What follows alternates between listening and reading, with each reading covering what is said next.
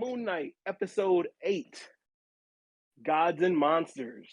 Marc is dead in the pool of water that he got shot in, and Ethan Hawke and the boys strangely placed the scarab on his chest, which I thought was really weird because that's what we were here for, right? Like, why would he put it Yeah, right on at his chest? first. No, they needed the scarab to find Amos. That's all they needed that scarab for, I believe, Okay. to find Amos' tomb. But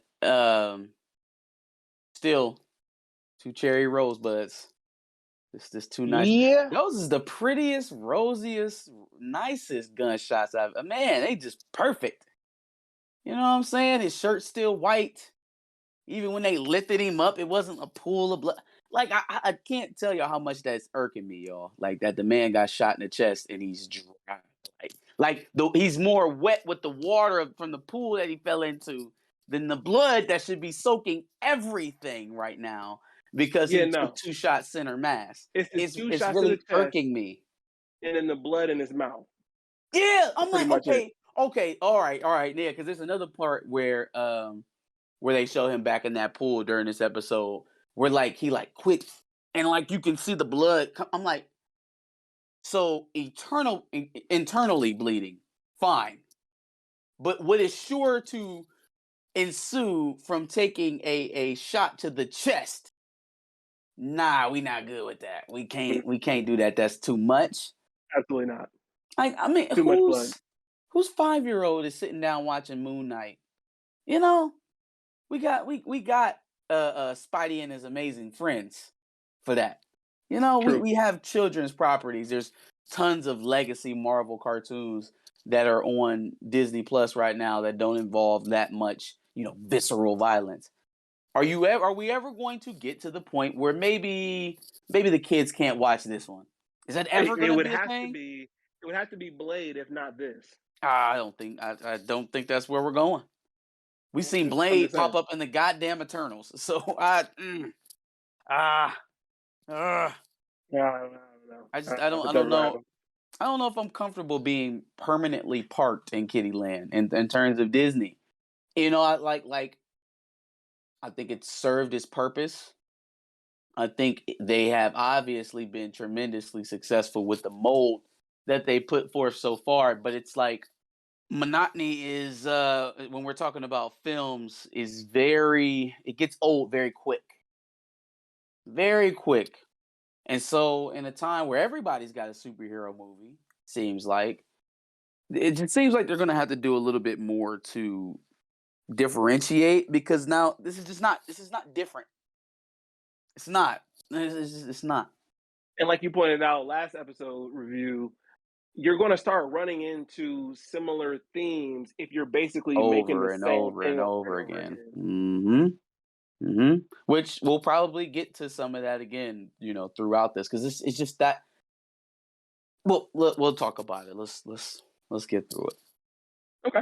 So we see Ethan Hawke and his team basically take Amit from Stephen Marc. And then we see Layla. She notices everything that happened, and then she eventually sees Ethan Hawke gain power from Amit since they removed Amit from the tomb. She goes up to Stephen, kind of mourns for a little bit, and then she takes the scarab with her. So hopefully we see what happens later on in the episode with that. Ethan Hawke takes out his pimp cane and bodies the Egyptian patrol. He gets rid of the Egyptian patrol and even controls maybe one or two of them. Layla was in the back of one of the trucks, which when she found time to hop in the back of a truck, not sure. Well, But because she was disguised as one of the henchmen anyway, so she probably just snuck on. okay. Like once she But realized that they was getting ready to roll out, I think she was already he or someone who has she been talked to at that point yet? no, that's No, you're right. You're right. So yeah, I don't know why she thought. Well, no, because she was trying to kill Arrow.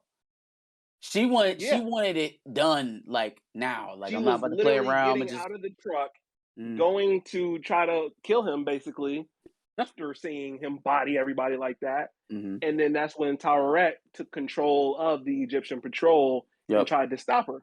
Yeah, and let her know that she wasn't strong enough to fight him on her own. presently, you know. So a little foreshadowing there, since this seems to be a theme.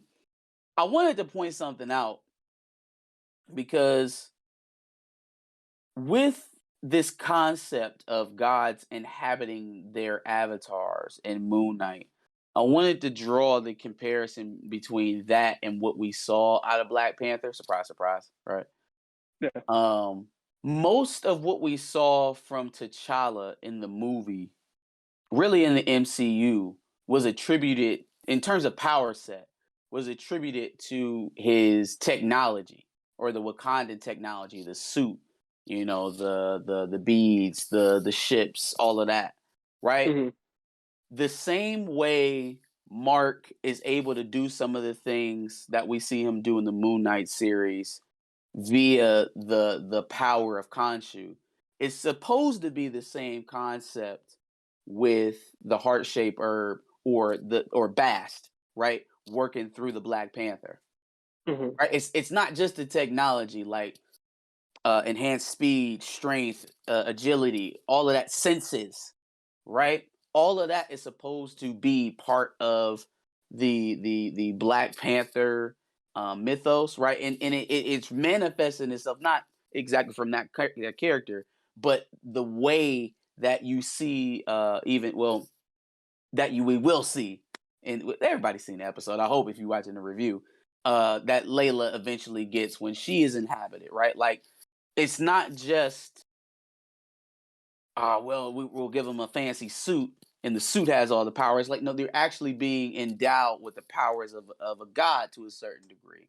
So Hmm. it's sad that, unfortunately, it doesn't seem like we'll get to see that fully fleshed out. They only teased it just a bit in the beginning of Black Panther when they were talking about the heart shaped herb and its connection to Bast. But yeah, man, I guess, certain projects get certain levity. True that. So the gods don't realize that Ethan Hawke is here to basically free Amit, which is weird because that's exactly what Khonshu told them was about to happen. The fact that they don't even realize that that's about to be a possibility, it's kind of weird. Especially the head guy, he was like confused as to what was happening. I mean, we said it when we reviewed that episode that it was a little weird that they didn't even investigate it or look You into it. know?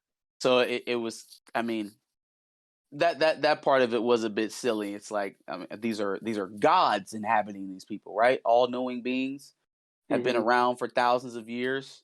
Probably shouldn't be hoodwinked by Ethan Hawke in a smiling grin, but You know? I guess that's all it took.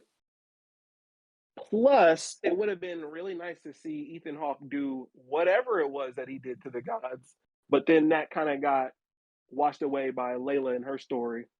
Just throwing that out there. Listen, man, and this is to a lesser degree. But for the life of me, I don't understand why some of the biggest moments in this episode, or what was supposed to be some of the biggest moments in this episode,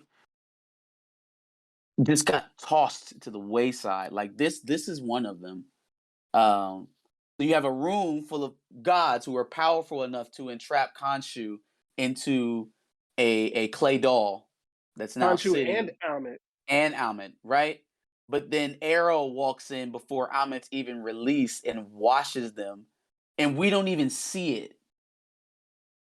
And we don't even see it, which, unfortunately, because of the tone and the direction that this show has been going in, has been a common theme from episode 1 all the way through the final episode. Like, frustratingly so. And we see it a few more times. Well, a It's couple more times. okay. So we were unfamiliar with the personalities in the first couple episodes. We are fully understand. Like, we get it. We even took us back to the origin of where all of this stuff started. We get it. There are personalities in there that we don't know about, and they snap in. Give us the snap. Show us. And again, to a lesser degree, this scene with the gods, I thought that just was a wasted opportunity, man. For sure. People watch comic book content to see action. We want to see fights, not walk into a room of scattered bodies with a towering figure looking over them, seemingly being intimidating. Because then what seeing that bundled on top of what we end up seeing towards the end of this episode doesn't really make a whole lot of sense. But I digress. Let's continue. But it does look like Layla indeed takes Towerette's advice and does actually go ahead and free Khonshu, even though when she told her to free her, she was kind of hesitant. She didn't really seem like she wanted to do it. But then all of a sudden she does actually goes ahead and frees Khonshu. Because she don't trust him. Because she know that Khonshu is responsible for destroying Marc's mind. Yeah. So she doesn't trust anything coming from that bird skeleton. For sure. Giant Birdman skeleton. Yikes. As it turns out, Ethan Hawke, after judging all of these people, his scales don't even balance. But it seems that Amit thinks that because her last avatar's scales perfectly balanced, that maybe she needs somebody whose scales don't balance, and that's the perfect person, despite this whole army of people that Ethan Hawke has brought to her with perfectly balanced scales. I just thought that was interesting. Also the fact that she believes it's his journey that he needs to go on, and that could just be another manipulation. But the journey that he has to go on for her is the imbalance, is what he needs to balance his scales, which sounds a whole lot like a god pulling the strings to get a pawn to do what they want to do. Yeah. Yeah, he was. I mean, hey, that's simping to another level. Yeah, take my life. I'll do it willingly. Come on. Inject it into my neck. So once freed, Khonshu then basically invites Layla to become his avatar, and she's like, "Nah, bro, I'm cool. Like, I'm good. Stay the fuck away from me." And then she obviously opts to fight Ethan Hawke by herself. Which, come on, bro, you know you're gonna get bodied if you do that by yourself. I don't know the decision making there. I get it. She doesn't trust Khonshu, but you're gonna get fucking bodied. You see, he just dropped gods. He dropped the Egyptian patrol. You're gonna get fucking bodied. She's being a bit hard headed, but she is also with her back against the wall, and she knows that the deal with Khonshu is going to be permanent. He'll never let her go out of it because he never let Marc go out of it. True. So she got a lifeline, phone a friend. Where does she turn? She turns to Towerette. Towerette, who speaks through one of the fallen gods momentarily. Question. So all of this is kind of happening simultaneously to Marc and them having the spat right on the ship. Is that right? Yeah. Well, the only reason why I'm saying that it probably works out that way, well, two things, is because remember when he took out the Egyptian patrols, right? And all of those souls just start falling, going to the underworld. Yeah. That was that mirrored that scene when they was first on the ship, and she was like, "Someone's sending souls down prematurely." That's why I thought. And then also, if not, then why wouldn't she have reached out if it was happening at a different time? Why didn't she reach out as soon as Steve and Marc told her to get a message to Layla to free Khonshu? That's why I'm giving them a bit of a benefit of doubt, because I think it probably is happening at the same time because those events match up. Because otherwise, man, old girl was dragging the hell out of her feet. Like, damn, yeah, well, you only just now saying something. You only just now warging in the people to send the message that we told you to send an hour ago before Steven got froze. Yeah. So yeah, no, that's hell of a timing. Marc currently is in the field of reeds, and so he, feeling a little bit of regret after seeing Steven freeze, wants to go back and get Steven. Brett tells him that becoming the first man to ever walk out of heaven. The first man ever to walk out of heaven. Facts. Which he beat a dead horse, people. But if an ordinary human being, just with schizophrenia or some sort of personality disorder, is able to walk out of the afterlife and grab his spare personality on the way out. Like I want you to understand how wacky and just how far fetched we are talking here, and how out of left field it would be to permanently retire any character for any reason if you're going to allow shit like this. If you're going to say, nope, don't want to die today, and walk out the back exit of heaven, pick up your spare personality on the way out, and walks yourself back into your body. If that is the type of precedence we are setting, you are venturing into very muddy waters trying to have a permanent death in the MCU. Interesting. Because what is a permanent death if that's possible? I have this to ask of you. Okay, we are right now obviously talking about T'Challa. Mm-hmm. What about Iron Man? No, that is my look. So I'm bringing up T'Challa because obviously it's recast. Right. Recast T'Challa, right? But yeah, you're absolutely right. What then keeps guys like Odin? What keeps guys like Tony Stark? What keeps guys like who else has died in the MCU? I guess Black Widow. What keeps them dead then? So at the very least, this becomes a continuity issue for people, even if they don't want to recast T'Challa for honor reasons. This at least prompts a continuity error. Now, to a certain degree, some of the some of the characters that didn't necessarily have a religious affiliation, I feel like it would be easy enough to kind of ignore it. Like Tony Stark was clearly an atheist. What is the atheist afterlife look like? And do you even want to venture into that if you're Marvel? I don't think you do. Fair. But Odin. Yeah, Odin is clearly one.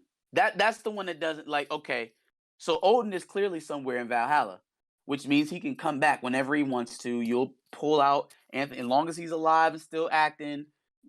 God bless. You will bring back Odin, Bor's son, whenever you feel like it. Wouldn't be surprised if he ends up in Love and Thunder. It does raise a lot of continuity questions. Then what happens with Gore the God Butcher and any god that he kills? Yeah, do they go to whatever afterlife? So if you kill a god on their ancestor or on their in their afterlife or their astral plane, do they go somewhere else? So yeah, maybe that's part of the movie. Like he's going to the astral planes to murder gods permanently. Yeah, could be. Good question. So Marc is in the field of reeds. He obviously wants to go ahead and go back and get Steven, which, like you said, he obviously leaves heaven to go do that. Mm-hmm. Which, for him to leave, it took him like 2 steps. He walked back that way to go get Steven, which could he have always have done that and then picked up Steven before he froze? Could we have spared that terrible CGI scene? How does that shit work? I don't know. He then wastes valuable time having this monologue with a frozen Steven. I have no clue what any of this means. I don't know. I don't understand why now he was able to not only leave heaven, but walk all the way back to where they left Steven. How he didn't start freezing until he got to Steven. How did you Steven got 3 steps from the boat and started Domo iragato disco roboto. You know what I mean? Like he started breaking down. Yeah. You walked all the way back to where he was and didn't start freezing until you got there. Until like halfway through his monologue. And then the whole heart thing, I mean, I guess that would signify that they're one, but weren't they always one? They were always two people habitating a body. How can you be more one than that? Two people sharing a mind, two people sharing a heart. Oh, Marvel values. which they could have done that the entire time. But fam, like it doesn't make sense. Like I get it, it works up the feels, and it was a very emotional scene. Oscar Isaac once again doing a terrific job. It doesn't make sense. Yeah, because if they were two halves of a heart, they were always two halves of a They were heart. literally always two parts of the same heart. It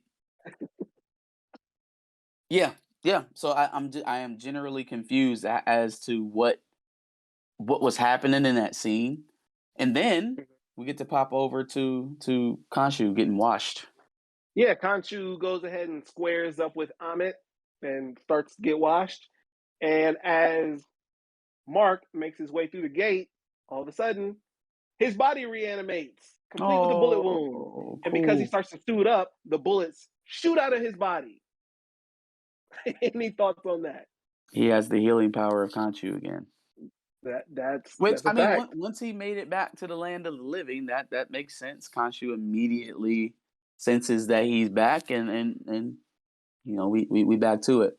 So basically, one of the gods ends up telling Layla that they need to encapsulate Amit this time as a mortal. So Layla then calls on Taweret because at this point she's probably feeling pretty helpless considering there's two gods and Moon Knight running around and Ethan Mm. Hawke with a pimp cane. So she's feeling a little helpless, I guess. And she calls on Taweret. Taweret then tells her that, hey, at the least you can be my temporary avatar, which Mhm. she agrees with. And then they have a somewhat meaningless conversation considering time is of the essence here. And in the middle of the building collapsing, because we love comedic relief in the middle of stressful situations, right? It's the best time for meaningless jokes is in the middle of a perilous situation. That is the Yeah. best time to trade quips. But yeah, she takes on Toweret and becomes Marvel Wonder Woman, Yes. 1984. Yep. Yep. She does. Who saw this and thought, "Yep, that's what we got to do." Marvel Gal Gadot. That's what we're doing. Sign me up. Sign Yeah. me up for the worst DC movie of last year of 2021. Well, because Sign me Marvel up. probably got a little cocky and they said, I can do that better. That right there, I can do it better. I'm not gonna lie, it was done better. It was. It, It it was done. was. It It was done was. better. Like For like sure. Wonder Woman's fully golded, helmeted, like bird trap suit was. I mean, it was cool. It, this one was better. It was much more agile. You know what I mean? It looked like she could do a lot more with it. But it was Um, literally Wonder Woman. yeah, It no, was but literally it was Wonder Woman. definitely the Wonder Woman suit from It was 1984 for great sure. value Gal Gadot. For sure. 1000%. I don't think Uh they needed to, like, even if it was a thing of like, oh, I can do it better. It was, so Ethan Hawke goes to the top of the pyramid with his pimp cane. When he does, his followers goes ahead and judges everybody in the town that they're in, Cairo. And that turns Amit into a Godzilla. giant, a giant, right? Godzilla, Supersized. because she's a giant lizard, I guess at that point. So Amen grows off of the judge souls Mhm. that are coming in from Cairo. Grows to this astronomical height. How does Khonshu? So Amith, who's already more powerful than Khonshu, because she just watched him inside the temple, right? We know that. He even told Marc when he met up with him after he came back, I wasn't powerful enough to stop her. His words, not mine. But then he's able to match her growth, drawing no extra power from anywhere. Just, nope. Oh, anything you can do. Ah, Like, yeah. okay. And then also, and I could be missing something. I haven't been reading Moon Knight very long. I've been Jet McKay. That's my extent. So this current run that we're on. I All right. don't remember seeing Moon Knight flying, gliding off of buildings, grappling from place to place, flying in the middle of a desert like free air like Superman.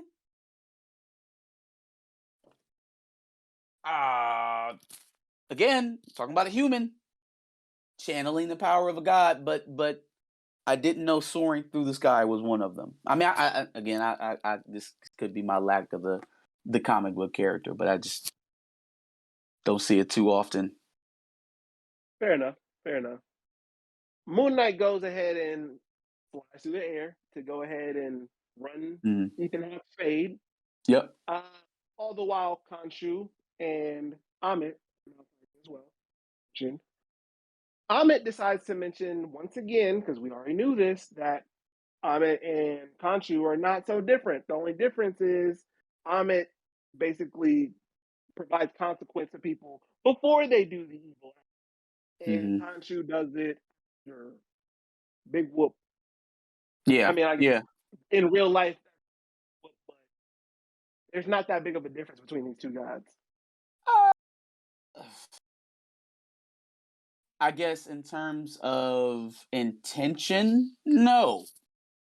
But the all too key factor is the fact of when we decide to judge. It goes back to that conversation of destiny versus free will. You know, what is the true barometer? Like the fact that you have a choice is enough to let you choose, in my opinion. But And you can't kill a kid before he does an act when he's a grown adult, for exactly, example. exactly, yeah. So yeah. I mean, two characters. It probably like a Professor X and Magneto, right? Okay. Two Two people different, going for the same things, but same goal, one, different means. yeah, yeah. Yep. All right, fair enough. Ethan Hawke goes to flame Moon Knight up, but that's when Egyptian Wonder Woman comes in and drop kicks the fuck out of Ethan Hawke. Despite not wanting to fight damn near all season, Steven, out of nowhere, he wants to beat the fuck out of people. Time out. Time out. Time out. Time out. Time out. Time out. Time out. So first thing I'm gonna mention is that Steven and Marc are flipping back and forth between Mr. Knight and Moon Knight, right? Correct. Pretty smoothly, and we're actually witnessing it happening now, right? They have In real complete time. control over it now. No more blackouts. I guess that was supposed to represent the balancing of their scales now. Now they're able to, control it a little bit more. Mm-hmm. But the fighting scene, right? Where he takes off and says, "Hey, I'm excited to show you all these new skills I got." That was the best hand-to-hand fighting we've seen in the show so far. And it came from Stephen Grant, not Marc Spector. That is a fucking travesty. That is Yeah. a travesty. Stephen Grant, with the two batons, was the best hand-to-hand, not supernatural, not floating through the air, not CGI all to hell, which was the first half of the Arrow Moon Knight fight. Was just, oh my God, I swear to God, we could have been watching CW. Yeah. Oh yeah. But in any case, right? That stretch, that 10 to 12 second stretch where Steven's in control and he's fighting, that even some of Layla's work, right? Like that is it. Mm-hmm. That is it. Take some time, learn the martial arts, hire martial artists as the actors, and then the characters where it fits, use it. We don't Yeah. have to limit it to just Shang-Chi. It don't have to be the only time we see non-CGI fights. Or obviously, sometimes they have body doubles who actually know martial art to do those scenes because they're so Yeah. fast paced. You can't tell who's who, or you can even CGI the face, but then everything else is real. Yeah. Yeah. So after that scene, Layla ends up accidentally getting pinned by one of Stephen Mark's Moon Knight pins. That's when Ethan Hawke out of nowhere gains control of the fight and starts whooping his ass. And we also see that Khonshu is getting his ass whooped. So all three people on Khonshu's side are getting whooped. Because of this, and specifically seeing Layla kind of pinned down and being helpless and almost getting attacked, Steven, or I guess Marc in this case, starts to all of a sudden black out. And then all of a sudden, everybody's down for the count. He doesn't How are we remember what happened. still doing this crap in the finale? Like, and this is what I was talking about. How there's so much wrong with this. There is so much wrong with this. Okay, first of all, why are we still doing blackouts at the end? At the season finale. So again, if they didn't decide recently to make this the season finale instead of the series finale, how were you? What? Maybe they had two different outcomes that they shot, and this is the one that continues us on. But god damn it, I do not want to see any more of these jumps. Like, we don't need it anymore. We understand the concept. Now it's like it's wasteful. It's wasteful. My next problem is that Harrow washes the gods seemingly by itself. Right? Needs Layla, Moon Knight does, to interject to even have him on an equal playing field with Harrow at this point because he's getting thrashed. Yes. Then he switches his personality and everything is done. Harrow, all of the soldiers, everything. Oh, and by the way, Khonshu, the god that he's drawing power from, is getting drugged through the dirt. So it's not like he's getting an extra boost. So what is up with the power set fluctuations shit? Like what is whatever happens to Steven when he blacks out more powerful than Khonshu? I don't know. Well, actually, we kind of know the answer based on what happens later on, but a little weird in this case, I would say. Yeah, fam, I don't know shit. I don't know shit about shit. I don't know nothing. So after all of this happens, Steve and Marc ends up linking with Layla.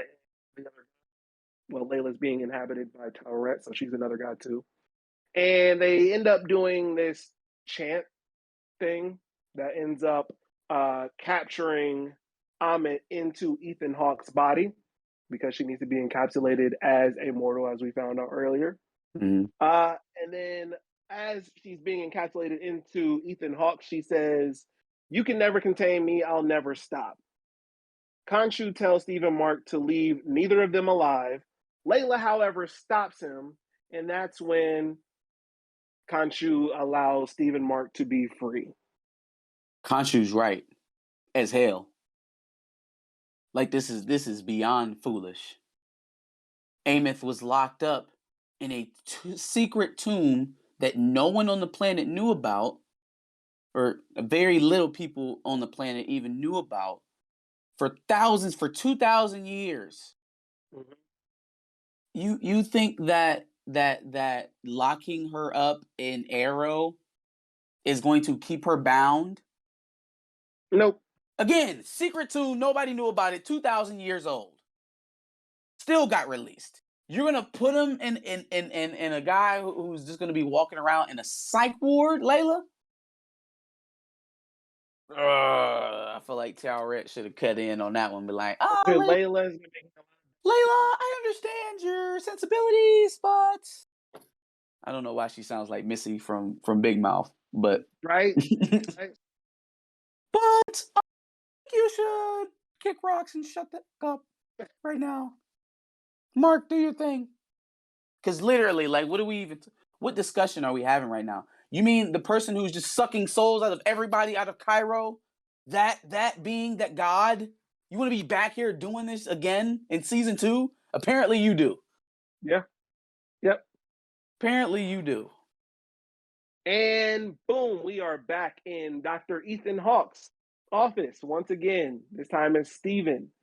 And this is where Dr. Ethan Hawke asks Steven if he believes that Khonshu and Marc are real.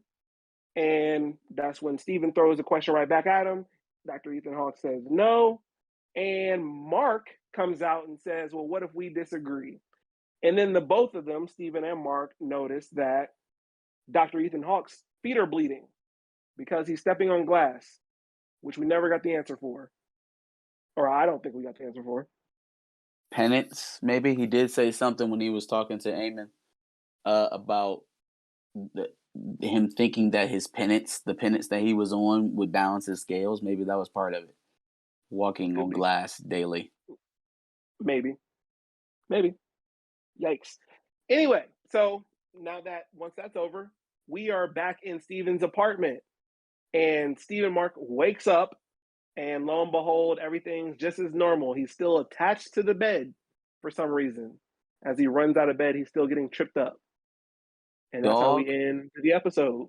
Dog. When I seen that end like that, I was like, "Oh, that's it? That's what y'all going out? Oh, I'm okay. All right, I'm about to light y'all asses up. I'm about to tear y'all up." And then we got to the after credit scene. Yes, so we actually got an after credit scene. I was like, boy, I know damn well. I know good God well. Y'all not about to end it on a face plant. And don't even Literally tell us, say nothing about Harrow or Khonshu. I'm like, oh, so y'all legit. But you know what, though? What it feels like. Well, go ahead and explain the rest of the extra credit scene. got it. So now Dr. Ethan Hawke is in a literal hospital, and a nurse comes to help him with whatever's going on. And a man who's speaking Spanish tells her that, oh, no, I got it from here. She goes, I beg your pardon. And he goes, yeah, calm down. Like, I got it. We're good. The man who's speaking Spanish walks out to a limo to take Ethan Hawke out of the hospital. And lo and behold, he basically fucking throws Dr. Ethan Hawke into the fucking limo. And we see Khonshu in the back of the limo as well. So now Ethan Hawke is face to face with Khonshu. He says that how funny that how funny that Marc thought that Layla was the one that I wanted to be my avatar when all this time it seems that his mind is still messed up. Full of people, full of options.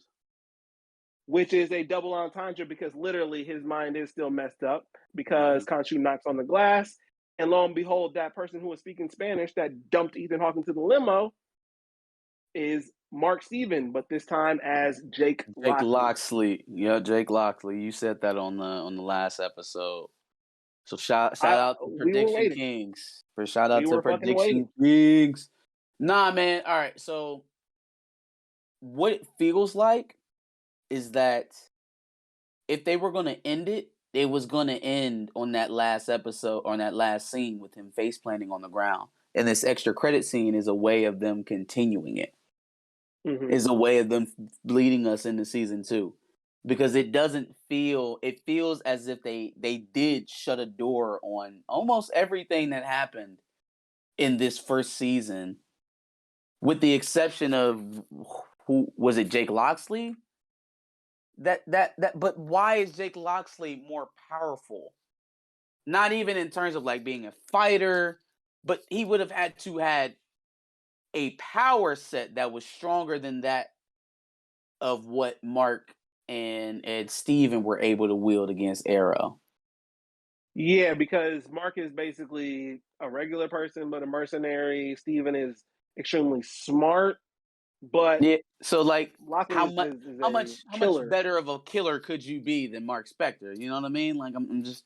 But he's bodying groups of people in pretty much every scene that he's in. Well, lack thereof of a scene, but yeah. So yeah. He must be pretty fucking powerful. And you know what? I think earlier on when they were in that village and, they were trying to get the scare back, and then we did one of the jump scenes, and Marc, or they thought it was Marc that ended up taking out all those people. Right? Very well could have just been this guy, Jake Lockley. Oh, yeah. Oh, for sure. For sure. Definitely could have just been Jake Lockley. So I don't know, man. I don't really know how to feel. I felt like the finale left a little bit to be desired. Some of the story was a little inconsistent. I mean, overall, it's still a good enough project for me to watch. Um, Layla, Oscar Isaac, um, Ethan Hawke. Everybody was great acting wise. I wasn't in love with the direction of the story. It just wasn't always very cohesive.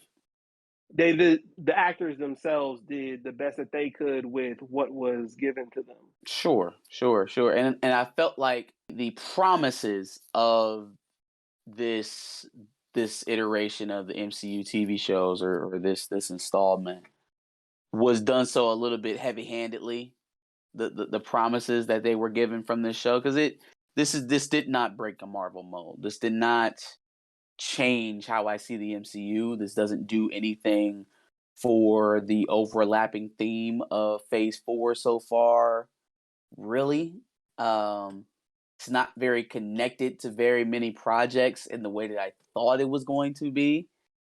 No Bass teases. No, we got the one line about the ancestral plane, and I mean, it, Didn't change the tone any more than any other Marvel. it just feels like yet another isolated project for and the thing is, man, what makes me nervous about this, every time we thought of some overlapping large kind of break the world moment for one of these TV shows or the movies, whether it's been, Loki or WandaVision or Spider-Man No Way Home.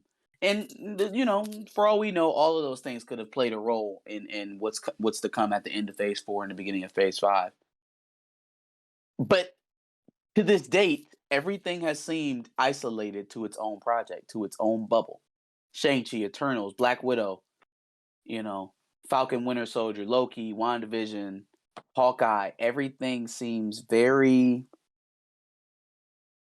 I few only crossovers here and there, but I can only say that is maybe because of the fact that they wanted people to who watch the shows to have a little bit more information when they watch the movies, but you're still able to watch the movies without watching the shows if need be. So they kind of wanted them to provide more context, but not give everything away. I guess maybe I if don't that know. if that is the direction, then characters like Moon Knight and Kamala Khan and She-Hulk, those characters will do well to kind of stick with that. And then eventually when they phase in, the defenders, whether they recast or bring back the actors, the Jessica Jones, not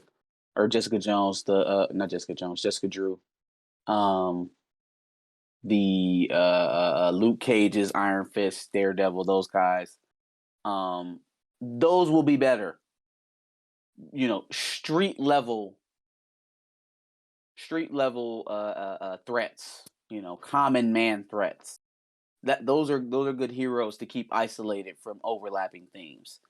A character who can bring himself back to life from the dead and communicates with a god, has access to the afterlife and an intersecting point of different afterlives. Can pretty That's much walk through whenever he wants. the furthest thing from isolated. So yes, it feels underwhelming when Moon Knight doesn't bleed into other projects, or it doesn't have implications that spread onto to other projects, right? It does feel disappointing when you have a show like Loki talking about time travel and timelines, right? And that one, Loki is probably the one that's going to have the most to do with whatever is happening in Multiverse of Madness. Mm. Um, but even that, it literally we have the last episode where we're talking to He Who Remains, where that thread is even thrown out.